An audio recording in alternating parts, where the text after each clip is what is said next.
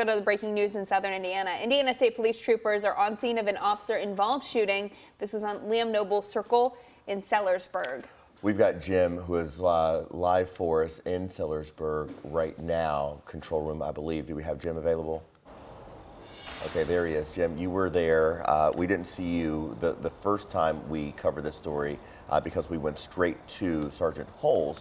What were you able to learn in that conversation since you've been on scene there? Well, he was able to essentially walk me through what ISP knows right now, and that is that this was an officer-involved shooting. One person was shot. They say that is the suspect in this whole investigation. That person was transported to U of L Hospital, a woman in her 50s. She's now gone through surgery and is in stable but critical condition.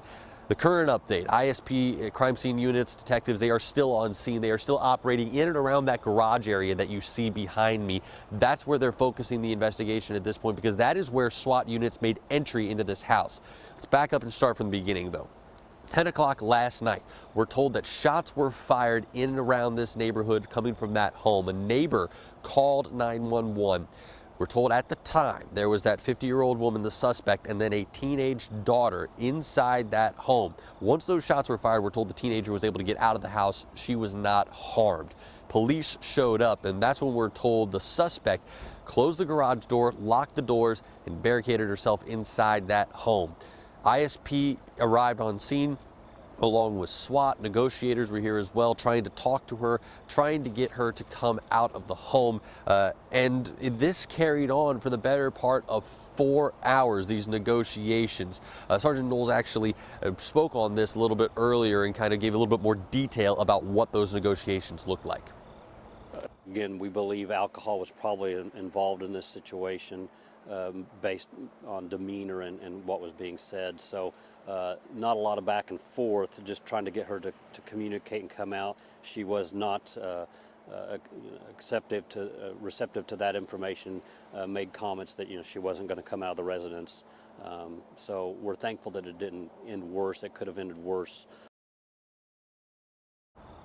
Now, what happened when the crews made entry, they were able to get that garage door opened up, and then they went inside that home. We're told as soon as they made entry into the home, the suspect opened fire at police, and at least one officer returned fire, striking that suspect. Now, we're told that no troopers were injured here, no SWAT units, no officers were injured in this shooting. There was one injury, and that was the suspect herself. We're told officers applied first aid, and she was rushed off to U of L Hospital, where again she is now in stable but critical condition.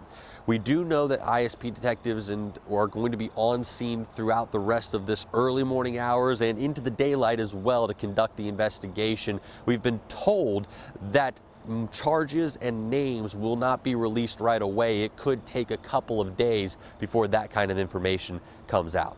Eric, Haley. Reporting, Jim, thank you. As we learn more about the shooting, you can look for alerts at WHS11.com and also on our news app.